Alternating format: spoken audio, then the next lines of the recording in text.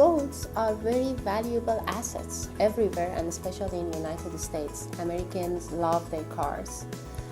And more than 94% of pavements, surfaces in the United States are covered in asphalt.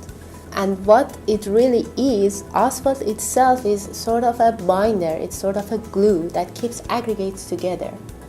And what I work on right now is to find a sustainable mixture, so we are not going to continue all the resources that we have on this planet in order to preserve our roads or build new things. And so normal concrete is made of cement, which is a manufactured fine powder that we mix with water, and together those form a paste that serve as a binder that hold rocks and sand together. So it's kind of those four things are what make up normal concrete. And with the geopolymer, we're replacing the manufactured cement with a byproduct from coal burning. So when you burn coal, it produces a lot of ash, and that ash is similar in chemical composition in some ways to cement. And so we're replacing the cement with that ash, and we mix it with a chemical called sodium hydroxide that is a very high pH. And at that high pH, you can get a similar binder with similar properties to Portland cement concrete. Our infrastructure really is, it's important. It's our species, and in our country and other countries, we rely on our infrastructure to get around, and I think it gets overlooked sometimes.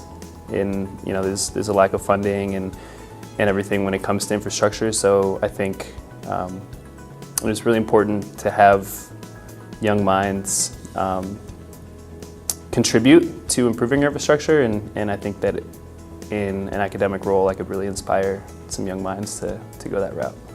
Asset management is important because many projects are being built, many projects have been built. So how do you figure out when's the best time to add something new or keep the old?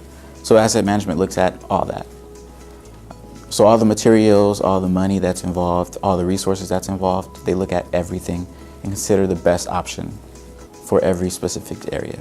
Sometimes everyone's so focused on the small things, so I just kind of look at all those things that come together and figure out, how does it work and when's the right time to change it if it does need to be changed.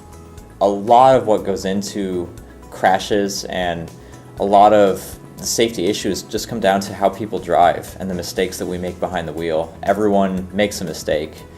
I'm probably make a ton every day, but when you're behind a wheel driving a vehicle at 70 miles per hour, one mistake can lead to something extremely dangerous that can unfortunately lead to your death or someone else's, and it's terrible. And it honestly, it grieves me somewhat to know that people from making tiny mistakes are dying every day.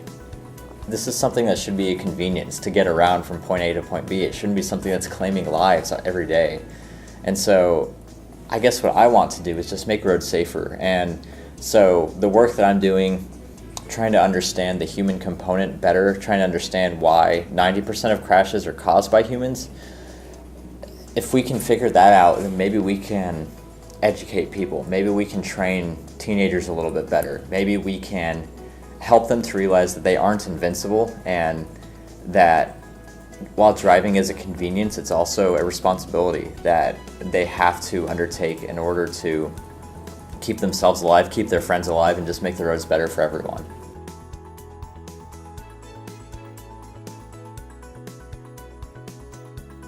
To study mathematics, to pay attention in science class, to pay attention in writing class, because all those components come together. If you want to be a good engineer or a good scientist, you have to know how to understand complex